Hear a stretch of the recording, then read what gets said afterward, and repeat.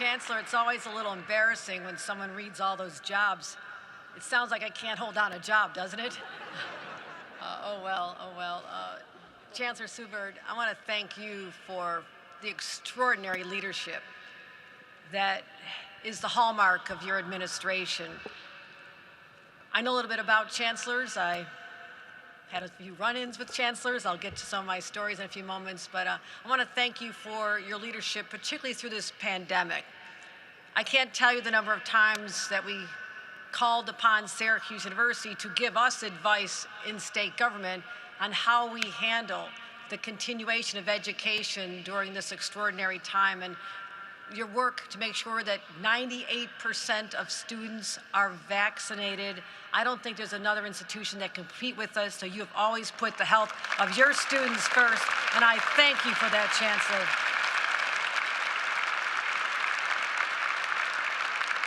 I also want to thank a great friend of mine, Joni Mahoney, for her incredible work as the president of the SUNY College of Environmental Science and Forestry. We always kind of wondered what those ESF students did. They seemed to be really smart walking around, and a couple of them were hugging trees once in a while, so they kind of knew which ones they were. I thought that was really cool, just so you know. To John Liu, thank you for your work as our Vice Chancellor and Provost, and Jean Anderson, our Dean of this university, B. Gonzalez, for all the work you do here as well. Sean McNaughton, yes, these are a virtuous group of people, I think. We'll tell some stories afterward. We'll find out what that was all about, but I thank you for your inspiring work. It's a reminder that they are part of a global network. And you are already alumni. We're not talking about in the future. You already are alumni and part of an organization where, for many of you, the word orange means something more than a color or a fruit. So that's going to be something that binds you together forever.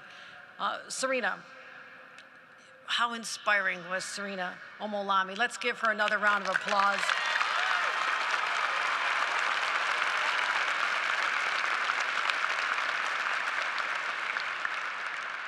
She comes, leaving her family in Nigeria, lands in central New York, paves her way, becomes a tremendous leader, and now I said, so what have you been up to, Serena, since you left?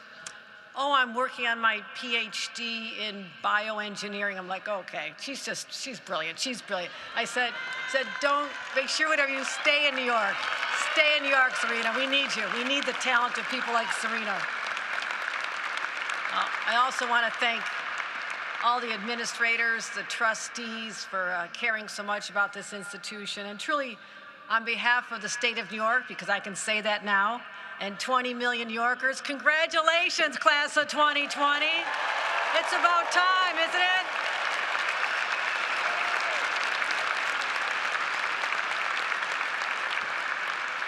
And to the families, mom, dads, brothers, sisters, aunts, and uncles, and guardians, let's give a round of applause to all the family members who brought us to today.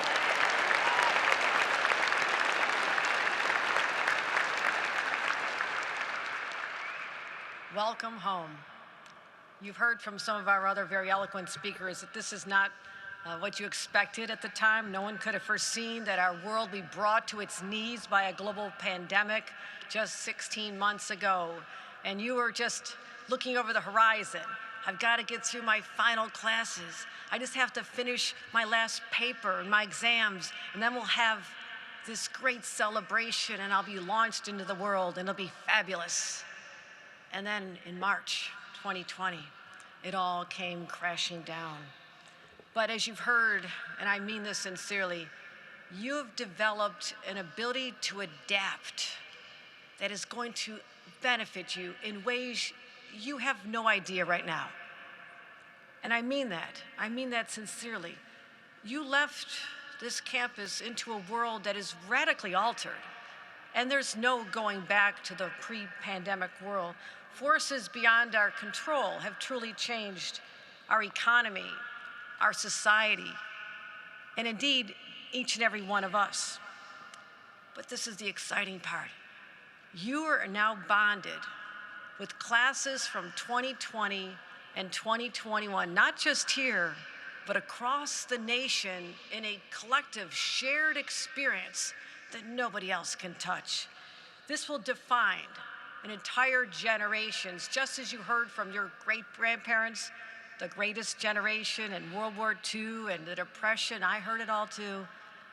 People will be talking about you, the individuals who were born at the dawn of this new century, and what you've already had to experience in your young lives.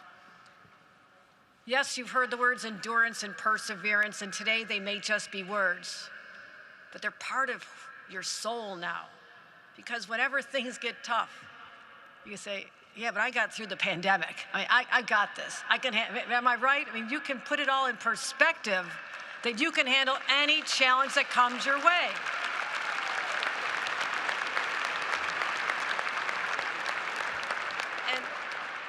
And this is, and Serena talked about the rock. This is the rock upon which you'll judge how you respond to all future challenges, all setbacks, everything that comes your way. And for today, it's a time of new beginnings, not just for you as graduates who've already spent some time in the world, but also for me as a relatively newly minted governor of the state of New York.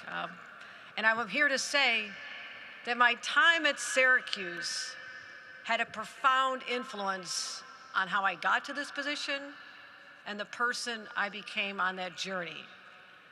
And that's what I want to share with you today, because there's no other place in the world that I can tell this story and have people understand exactly what I'm talking about, okay? So this is the place. And Syracuse is really where I found my voice. I found my focus. When I was in high school, I had an interest in politics and government. I was kind of a nerd, just to get that out there. Nerds were not cool back then. I watched all the Watergate hearings as a student. You look back in your history books, you'll know what I'm talking about. I was glued to the television to understand what was happening in my world. I mean, we watched the Vietnam War, we watched the protests of the 60s as a young child. And I was engaged. I wore a black armband to protest the war as a 10-year-old. Who did that? But I grew up in a household of very socially conscious parents who, despite not having much, instilled in me this sense of responsibility. But when I was in high school, I'd have a job. You know, my family didn't have a lot of money, so I wasn't able to join all the clubs and run for student government, and I was actually kind of shy anyhow. I did work at a pizzeria, and I do believe that that was that experience that landed me the highly coveted job working at the Varsity during my time here. I just want to get that out there.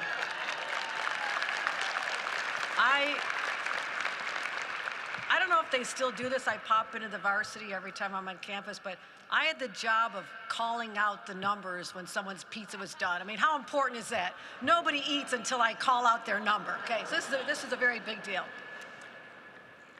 But how did I go from kind of a quiet high school kid to land on a big campus like this, a universally recognized institution? Well, let's credit my parents, both parents, but it was my dad who brought me on literally the road trip here. My dad had been, still is, he's 85, the child of very poor immigrants. Came here with nothing on their back. Nobody had gone to college, nobody even went to high school. And he worked at the steel plant, tried to go to college by night, lived in a trailer park with my mom, had my brother there. So we didn't have a whole lot, we didn't know it at the time, but I had this chance when it came time to go look at colleges to literally have time alone with my dad. I had a big family, everybody wanted attention, especially my younger brothers and sisters who got most of the attention, but that's another issue we'll talk about another time. But I got a chance to go on a road trip with my dad, and I was so excited to have time alone with my father. We drove around the state looking at campuses. And what he said to me after we visited the Maxwell School changed my life.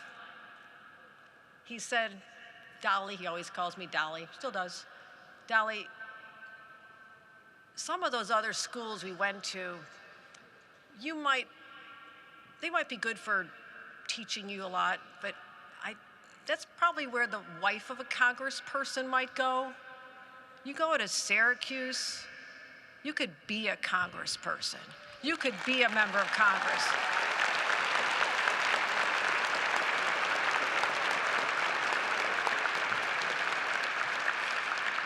And I say that not for the students, but to the parents out there. what he said to me that he probably said in passing, and I'd never visioned myself ever running for anything, and I never knew my father had, but he had this faith in me. And I'll never forget when I stood on election night, when I won a seat in Congress, I told the world my story started with my father telling me to go to Syracuse University. And that's the influence this institution had on me. So Syracuse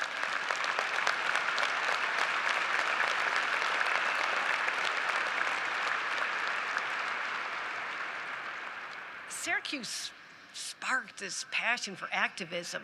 I came here, and maybe some of you did as well. I literally reinvented myself. Nobody knew my history, kind of nerdy, kind of quiet. She's the one who worked at the pizzeria. I came here and I said, I'm going to be somebody different. I want to be someone who's engaged, who's involved, who takes advantage of this incredible environment for learning, but also to make a mark in our world. So I want to just share with you some of those specific experiences and take you down this journey. And we'll call the roadmap Lessons Learned as a Student at SU that are valuable to me as the governor of the state of New York. Okay, you ready for this? Just a few stories, okay? And I just want to say, if you start to look at your watch, my commencement speaker here spoke an hour and 10 minutes, okay? So anything short of that, I'm ahead of the game, okay? You just spot me a little time here.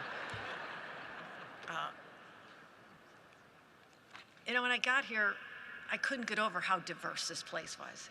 It was culturally diverse. There were people from around the world, people from other parts of the state that I'd never been to. It was racially diverse, ethnically diverse, religiously diverse.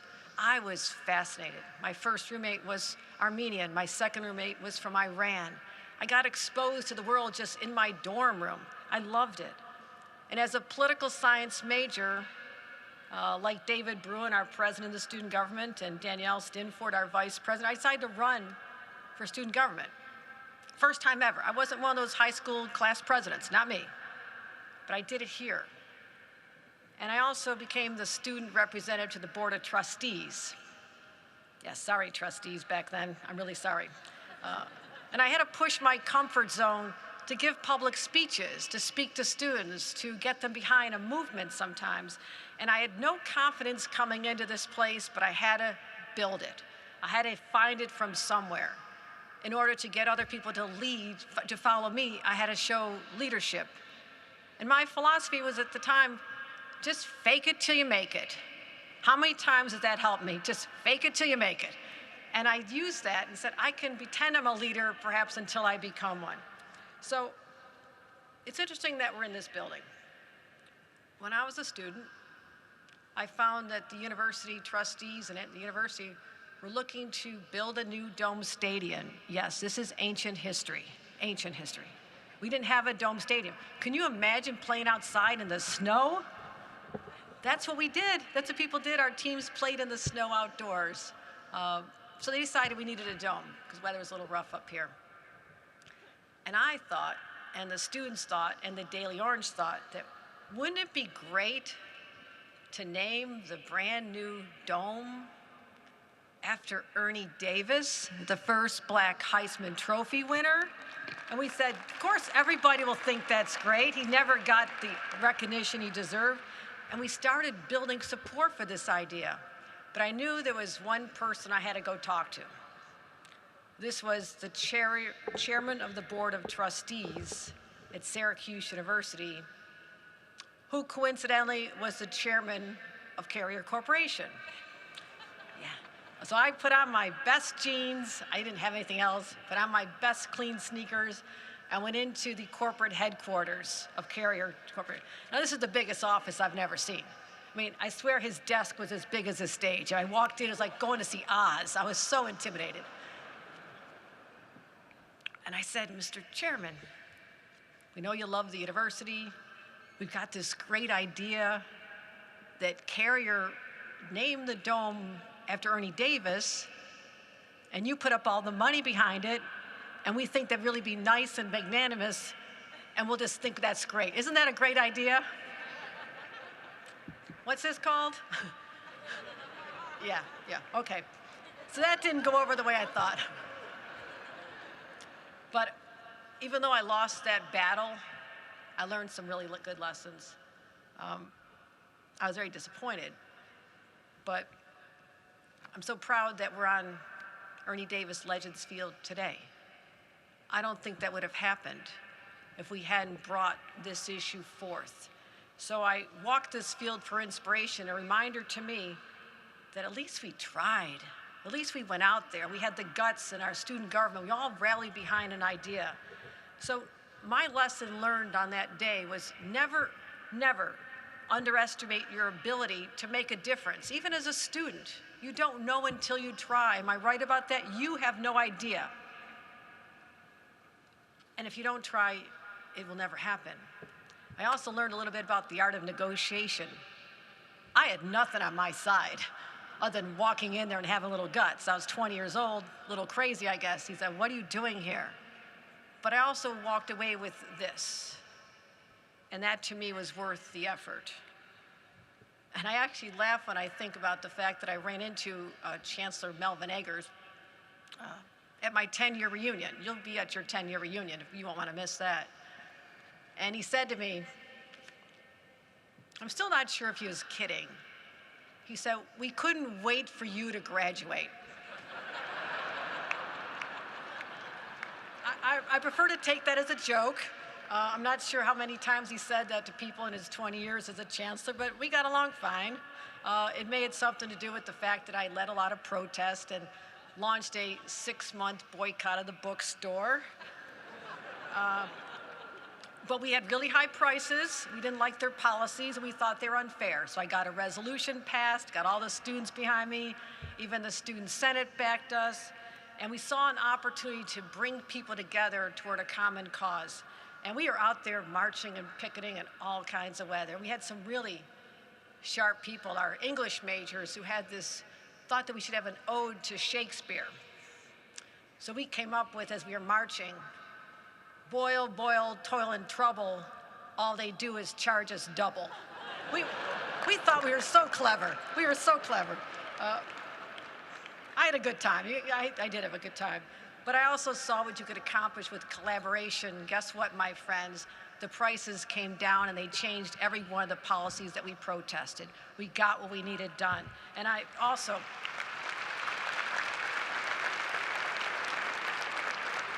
we also launched the effort to have a student union building. Can you imagine?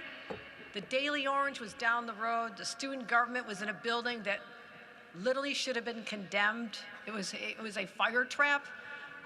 I'm like, why are they putting the students in these buildings? I don't know. So we planted the seed to have a brand new unifying place for students to gather. And none of us lived long enough as students on campus to benefit from this. But we pulled together. We actually literally started helping raise money while we were on campus to get a building that future generations would benefit from. So we learned that by bringing people together, we could create a voice, we could create momentum, building collaboration and consensus. We got things done. And those are the exact words I used as governor when I was sworn in 3 weeks ago. I said, I want to change the culture. I want to have more collaboration and consensus building. And we're already being recognized for building those relationships. I'm most proud of thank you. If you live in New York City, you know what I'm talking about. I'm really proud of our final story about what I did as outside the classroom, I'll say. A cruel regime had oppressed the people of South Africa for decades. The atrocities and the plight of Nelson Mandela captured the headlines for all of us as students day after day. It was one of the driving racial and social justice issues of our time. And on campus, we talked about the role that our university may be playing in this by having investments in companies doing business in South Africa. And we realized that we needed our university trustees to act. I went to the trustees, made a case, said we don't want to have this blood on our hands as students any longer, and we want you to divest your holdings in South Africa, and they did. And I commend them for having the leadership and joining others, and eventually, apartheid in South Africa came to an end because of the forces on places like this university. And what I learned, the lesson learned from that was sometimes you feel morally compelled to speak up, even on issues that don't touch your life directly. You have to call out injustice everywhere you see injustice. And that's why, as a student, I was compelled to call out what was going on in South Africa, and why, as New York governor, I was compelled to call out the oppression in the state of Texas when they basically abolished the right to an abortion.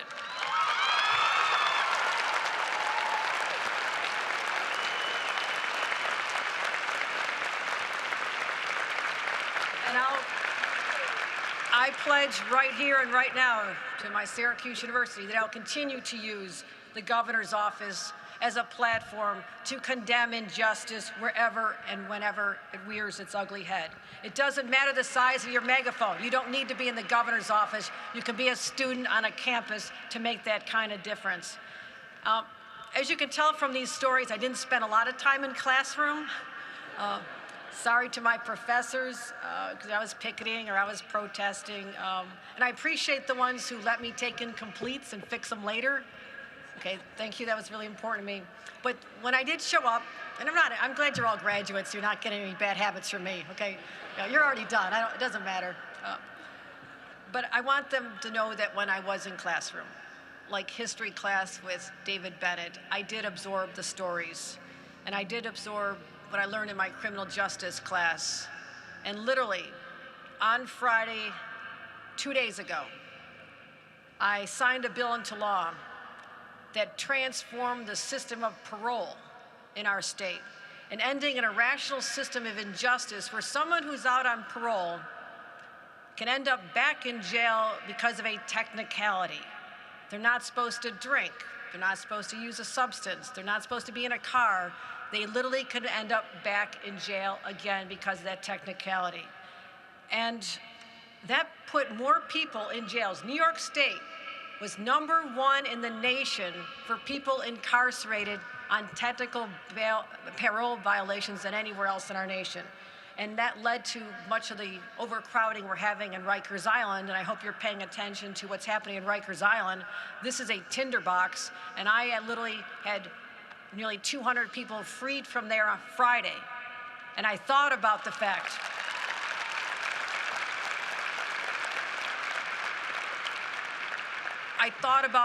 that in my criminal justice class at Syracuse University, we talked about what is the real purpose of incarceration. Is it punishment? Is it to protect society? Is it retribution? Is it rehabilitation? And I couldn't find the right answer until I thought about those classes, and I said, we're not here just to punish, we're here to rehabilitate and give people another chance in life. And that's what I wanted to do.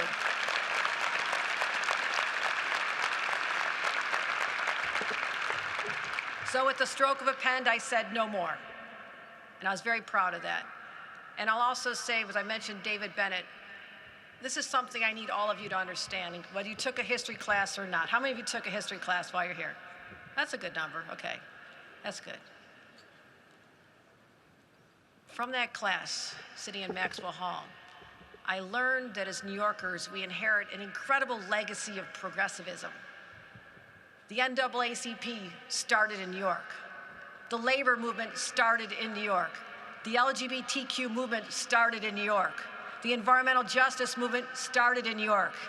And one of my favorites, the women's rights movement started right in New York, down the road in Seneca Falls.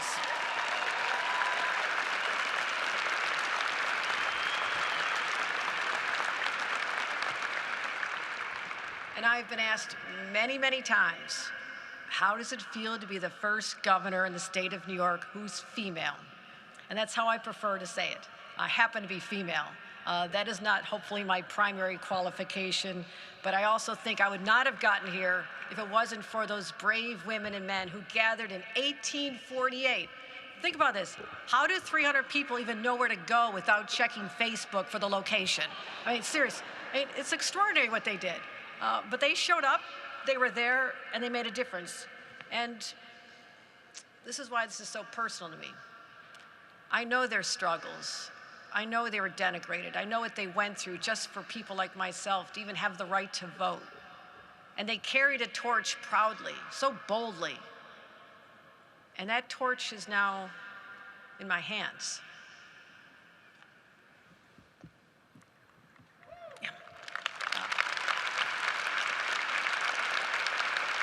And I feel the weight of responsibility, not just to hold it and pass it on, but while it's in my possession, to make it glow even brighter, make it more powerful.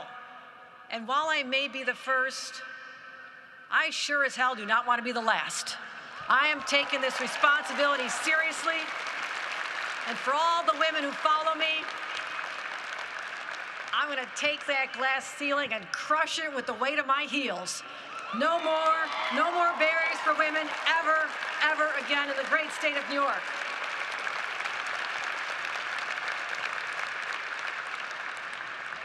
So,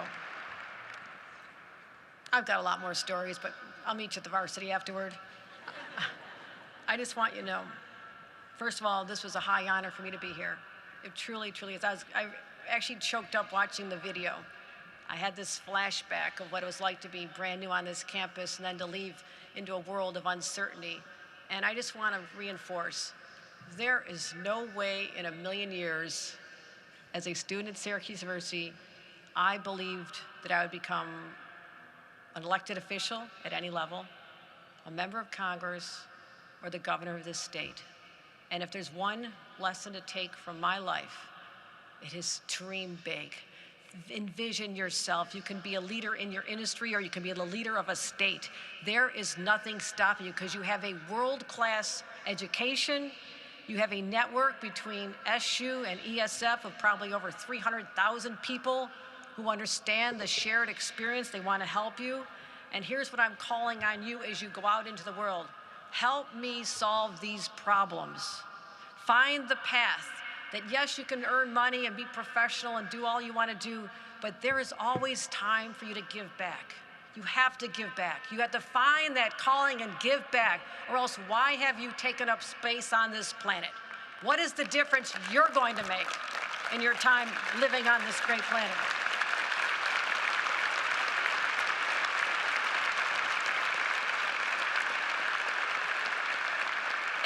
And I need you to help me be the truth tellers.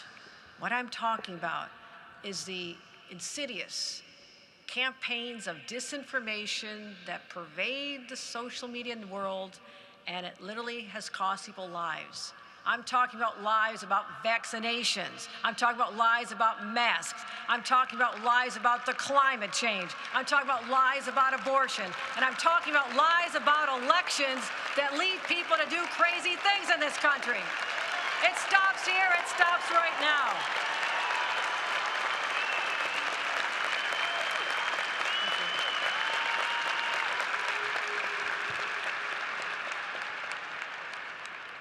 I know the two favorite words anybody in the commencement wants to hear are in conclusion, right? Okay, I'm wrapping up. I got so much I want to share. I really do. But I need to share some with you.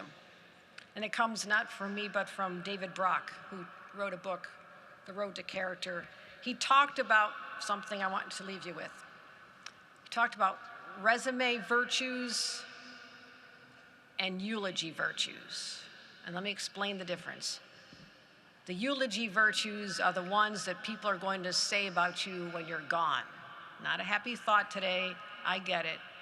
But will they say that you were a kind person? Did you love freely? Were you a loyal friend? Did you live a life of giving? Did you live a life of gratitude? Or were you spending your life building your resume values, which are oriented toward you being successful for yourself and your career? Important, but know that the last things they're going to say about you are not what was on your resume. It's going to be what kind of person you were. And did you forgive people? And did you respect people in disagreement?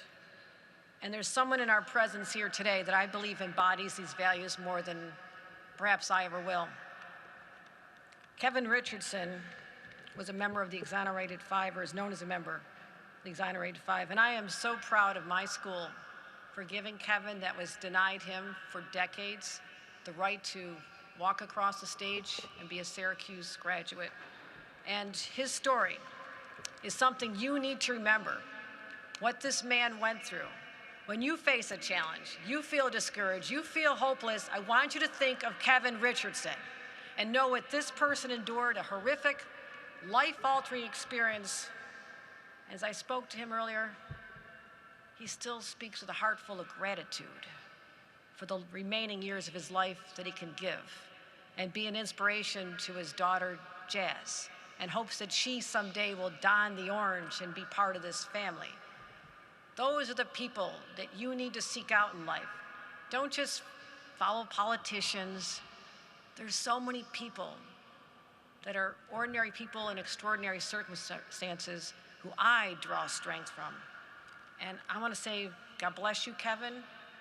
I'm sorry for what has happened to you, but I know that we're going to engage you in ways that are going to help us reform our criminal justice system once and for all, and you can help us lead that. Kevin Richardson, let's give him another round of applause.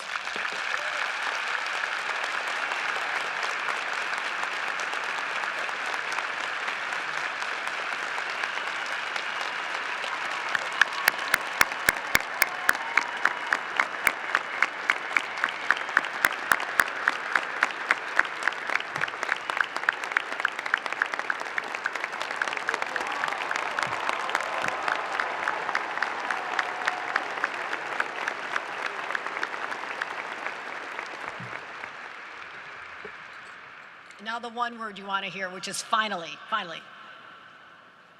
In 50 years, and I don't know if it'd be from Ryan McNaughton, the head of Alumni Affairs or not, but you'll get an invitation.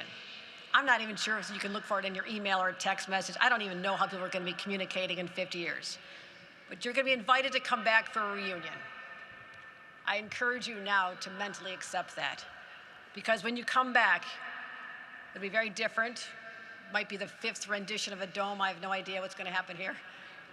It'll be a very different campus. And there may be some who don't come and join you at that 50th reunion. They will not have lived long enough. They may not have been able to make it. And you'll reminisce with your friends who do show up. And you'll talk about what you overcame during that indescribably challenging spring of 2020 when you were trying to simply live a normal life as a college student and everything was turned upside down. You'll talk about that. But then, mark my words, you'll be sharing the stories of your lives. And there'll be one question on everyone's lips. And think of it as the last question on your Syracuse final exam. The question will be simple. What did you do? What did you do with your life? What did you do? And it is my sincere hope that in anticipating that question right now, that you'll begin a 50-year journey that'll allow you to answer quite simply, I made a difference. I made a difference. Dear class of 2020, I wish you happiness, success in your life as you continue to be able to answer that question. I made a difference. It started here. Thank you for the privilege of addressing every one of you today.